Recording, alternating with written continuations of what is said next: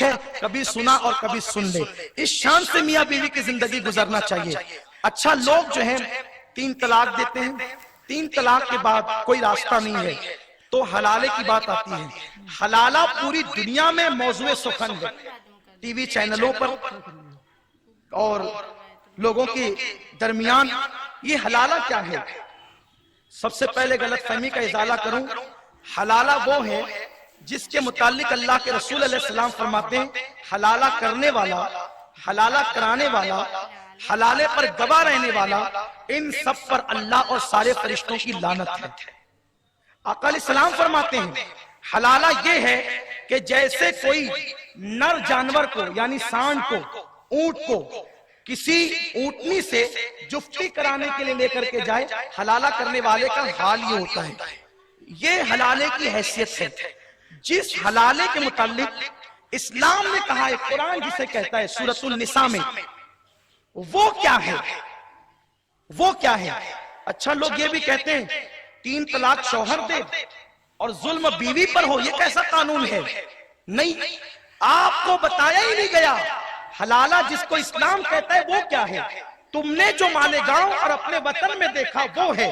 یہاں تو حالات یہ ہیں کہ اگر کسی شریف گھرانے کی عورت کو طلاق دے دیا گیا تو باضابطہ طور پر اندھے اور عیبی لوگ 5,000 10,000 50,000 پہ خریدے جاتے ہیں اور ان کو کہا جاتا ہے کہ بس تمہیں ایک کمرے میں ساتھ رہنا ہے اور اس کے بعد صبح کو نکل آنا ہے, ہو گئے حلال. استغفر اللہ, ان سب لوگوں پہ لعنت ہے. یاد رکھیں ایک شخص کی بیوی کو طلاق دیا گیا, پھر اس نے کسی کے ساتھ نکاح کیا, لیکن دونوں کے درمیان میاں بیوی والے تعلقات قائم نہیں ہوئے. وہ عورت اللہ کے رسول کی بارگاہ میں کہا ایسا ہوا کہ اب میں اپنے پہلے شوہر سے نکاح کر سکتی ہوں؟ حضور نے فرمایا نہیں. میرے رسول نے کتنی حیا کے پردے میں کہا جب تک کہ تیرا شوہر تیری لذت نہ چکھ لے اور تو اس کی لذت نہ چکھ لے اس وقت تک تو پہلے شوہر کے ساتھ نکاح نہیں کر سکتی. قرآن نے جو حلالہ بتایا ہے وہ کیا ہے؟ وہ یہ ہے کہ کوئی شخص اپنی بیوی کو طلاق دے, طلاق دینے کے بعد دونوں کے معاملات ختم ہو جائیں. اب یہ بیوی کسی دوسرے شوہر کے ساتھ اس نیت سے نکاح کرے کہ مجھے ساری زندگی رہنا ہے, کیونکہ نکاح کا مطلب یہ ہے ساری زندگی کے لیے عہد باندھا جائے. اگر کوئی اس ایگریمنٹ پہ نکاح کرے کہ ہم 50 سال کے لیے نکاح کرتے ہیں تو بھی نکاح ہوگا ہی نہیں. نکاح متعینہ Don't you think you for the right job? When you can start your career now?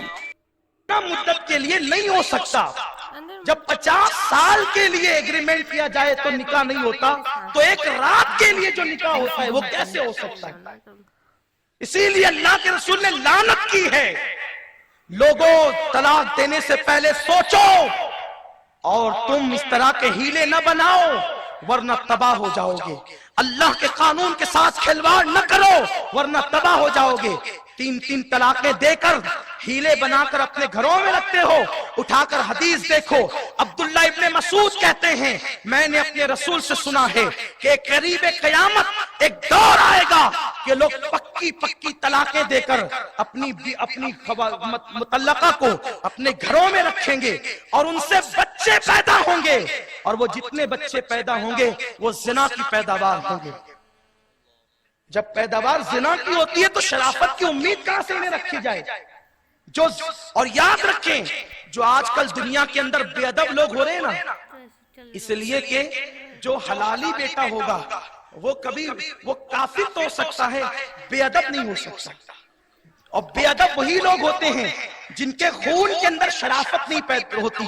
تو یاد رکھیں وہ دور آ گیا, دیکھ لو اپنی آنکھوں سے کہ اللہ کے حبیب نے, غیب کا نبی نے آج کی سروے رپورٹ حدیث میں پیش کی تھی, اور استاذ الامہ ابن عباس کہتے ہیں کہ لوگ 3 طلاقیں دے کر بھی گھر میں رکھیں گے. رکھ رہے لوگ. یہ دنیا تو 2 دن کی ہے, کب تک جیو گے, کب تک رہو گے؟ اللہ کے قانون کے ساتھ کھلواڑ کرتے ہو اور اس پر قرآن اور حدیث کی اپنی طبیعت کے مطابق دلیلیں پیش کرتے ہو.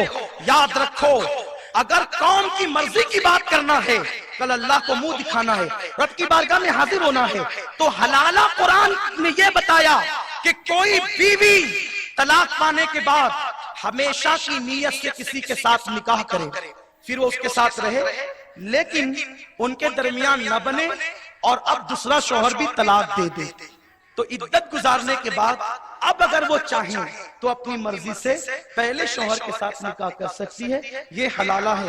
اس میں کس پر ظلم ہے؟ اس میں ظلم کس پر ہے؟ ہاں، اگر ایک صورت یہ بتائی جاتی ہے کہ ایگریمنٹ نہ کیا جائے، یعنی جو ٹائم مقرر کیا جا رہا ہے اس کا ذکر نکاح میں نہ کیا جائے، تو اس کو بھی ائمہ ثلاثہ نے مکروہ قرار دیا ہے، اور امام اعظم ابو حنیفہ نے کہا گناہگار تو ہوگا لیکن جو ہے وہ حلالہ ہو جائے گا۔ میرے آقا صلی اللہ علیہ وسلم کے دیوانوں، تو یہ چیز کہ طلاق شوہر دے اور حلالے کے لیے بیوی چلی جائے، یہ اس پہ ظلم نہیں ہے۔ ایک بات آپ سے کہتا ہوں، توجہ فرمائیں، ایک باغیرت شوہر اگر اس کی بیوی کو صرف کوئی دیکھ لینا تو اس کا پورا دن بے قراری میں گزرتا ہے کہ میری بیوی کو کسی نے غلط نظر سے دیکھا ہے نا۔ باغیرت شوہر کی اپنی طبیعت ہوتی ہے کہ کوئی غلط نظر سے دیکھے تو اس سے برداشت نہیں ہوتا۔ آپ بتائیں اگر باغیرت شوہر کی بیوی کو کوئی غلط نظر سے دیکھے تو اس سے برداشت نہیں ہوتا، تو جس کی بیوی جس کے ساتھ رہی ہو برسوں تک، اگر وہ کہیں جائے تو اس وقت اس پر کس طرح جو ہے وہ غموں کے پہاڑ ٹوٹتے ہوں گے۔ تو گویا کہ یہ سزا شوہر کے لیے ہے، اور وہ بھی کس جو ہے وہ لطافت کے ساتھ ہے، کس قدر پاکیزگی کے ساتھ ہے۔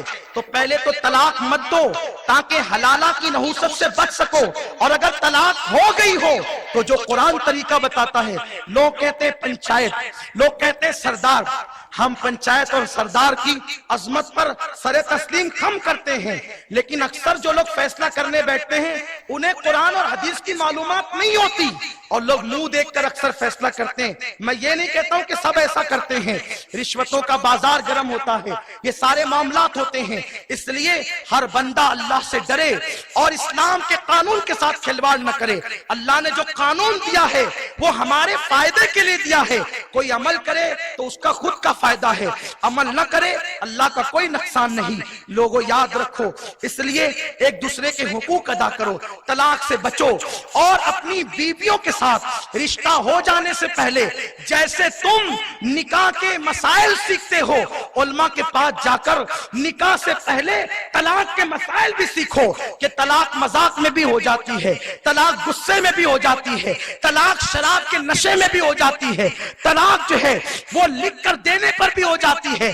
فون پر بھی اگر کوئی طلاق دے اور اس سے جب پوچھا جائے کیا فون پر تم نے طلاق دی تھی، اگر وہ اقرار کر لے تو بھی طلاق ہو جاتی ہے۔ اس لیے لوگوں بہت محتاط رہو، اور پھر تم نے طلاق کو کھیل سمجھ رکھا ہے۔ تمہیں بیوی دوسری مل سکتی ہے، تمہاری بیوی کو شوہر دوسرا مل سکتا ہے، لیکن وہ ننھے معصوم بچے، انہوں نے کیا قصور کیا ہے تمہارا، انہوں نے کیا بگاڑا ہے تمہارا؟ کل قیامت کے دن یہ ننھی معصوم جانے جو طلاق کے بعد ہوٹل پر پچری کرنے پہ مجبور ہوتے ہیں، ننھی سی معصوم جانے تراشن بھرنے پہ مجبور ہوتے ہیں، کسی کے گھر بچہ مزدوری کرنے پہ مجبور ہوتے ہیں۔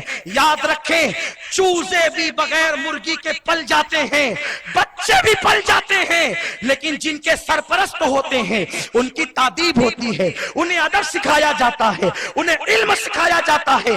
طلاق پانے والی ماں اپنے بیٹے کو، اپنے بچوں کو کبھی تراشن پہ بھیجتی ہے، وہ کیا کرے، اس کے پاس کوئی چارہ نہیں، کبھی گلاس دھونے بھیجتی ہے، کبھی کسی کے گھر جھاڑو دینے بھیجتی ہے۔ او ظالم باپ، ایک باپ کے لیے تو میرے رسول نے فرمایا دعا والدہ لولدہ کدعا لکم، کہ تمہارے باپ کی دعا تمہارے حق میں ایسی ہے جیسے نبی کی دعا امتی کے لیے ہوتی ہے۔ ایک باپ، سچا باپ وہ ہے صرف بچوں کا منہ دیکھ کر ہر کڑوا گھونٹ پی لے، سچی ماں وہ ہے جو